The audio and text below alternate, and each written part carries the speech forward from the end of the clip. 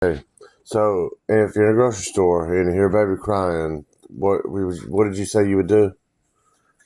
If I Or were what in did you say about Walmart it? and I heard that certain cry from an infant or newborn, Yeah. that is the distinctive cry saying, I need mother's milk, So and I see a very little instinctively. baby and the mother just puts a pacifier in the mouth, So I you just get saying like cringy and I want to put my nipple in the baby's you mouth just want to and just you breastfeed just it want to grab the baby out of the mother's arms and breastfeed it and breastfeed because it. I know that cry. And they're Yeah, ignoring the that's what you're baby and it saying. keeps crying more. That's what And you're I either saying. got to get out of there or start swelling up and So it makes producing you milk and automatically want to pick up start the baby. feeding kids with breast milk, or get Yeah. the heck out of the store. Yeah. I got you. I've never heard anyone say that before. But it's It's good. a really irking feeling. It haunted me for a long time. Wow, that's good to let that It's get. actually terrifying, That's good to especially when it's neglect. yeah, it feels like neglect. All animals and humans, they have distinctive sounds for like you don't have to even speak. Like a dog makes different noises for different things, different barks for different. You know, I think that when we normalize torturing babies they don't get it.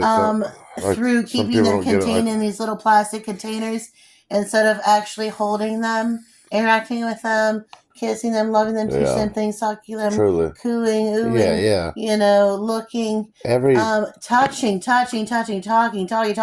They're not, you're yeah, putting them in the contained environment, yeah. enslaved that environment where they can't move. And then for You're 20 pacifying them years, when they're hungry. you go to prison to Then you're school. sleep training them when they're in need of emotional love because they're flipped out.